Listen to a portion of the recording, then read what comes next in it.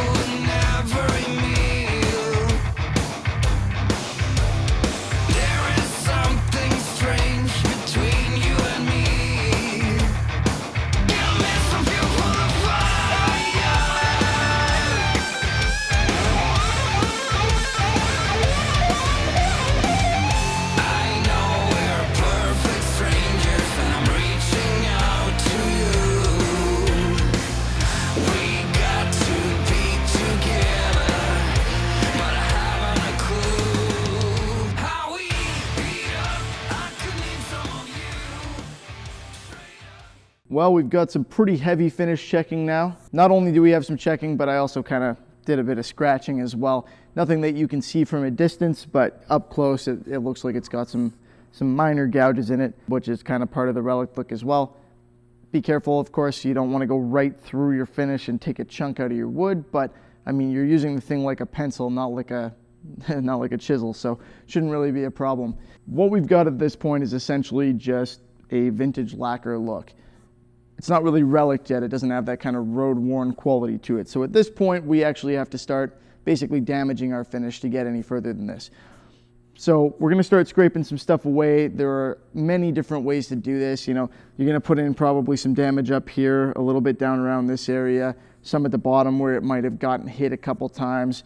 Put in some buckle rash on the back if that's your thing. Mainly what I use for this are curved blades. Doesn't have to be super sharp, you are scraping. If you're doing some detail work up here, you want a specific jagged edge, then you're gonna use a curved hobby blade or a standard razor blade if you're careful. I'll use a standard razor blade for a little bit of this to pull off some of this finish, but what I'm gonna use for most of it is a pair of scissors. Not even the blade side of the scissors necessarily, it'll depend on which area I'm working in. I'll use the back of the scissors for some stuff and then the blade side for other stuff. If we're putting belt buckle rash on the back, use a belt buckle. If that's going too slow, then resort to a blade. But if you want it to really emulate what it's gonna look like, just use your belt buckle. For some of this damaged stuff, you can either do it with a blade like most of the other stuff. You can do pretty much everything with a blade if you want rather, or you can actually grind this down on a little bit of cement, some pavement, sidewalk, or a rock to get kind of that more authentic, oh, I dropped this on the ground look to it. I don't recommend actually dropping it on the ground because that is a little too unpredictable, at least for my taste. Some people do like doing that, but if you end up with a big dent in it, that's kind of, it becomes a point where it stops looking relic and starts just looking like it was damaged. So let's take the scissors out and the razor blade again and go to work on some of this area. We'll take a little bit off of here and we'll do a little bit of damaging around here where it would take some impact, and we'll see how that looks.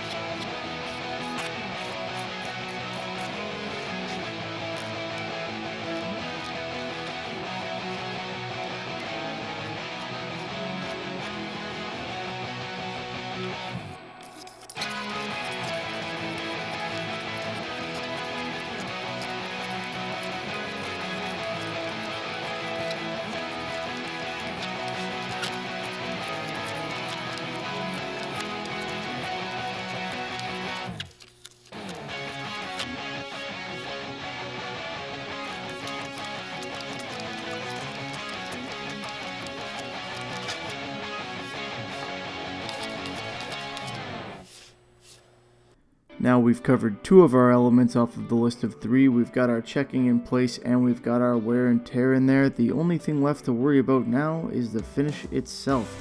You can see it's very uneven. We've got our scrape marks on there, and we've also got that raw wood. And when you rub the finish off of something through years of playing it and stuff like that, you don't end up with that raw wood look. You end up with something a lot smoother and a lot more oily, frankly, from the oil in your skin and whatnot. So the next step here is to go in and even this all out.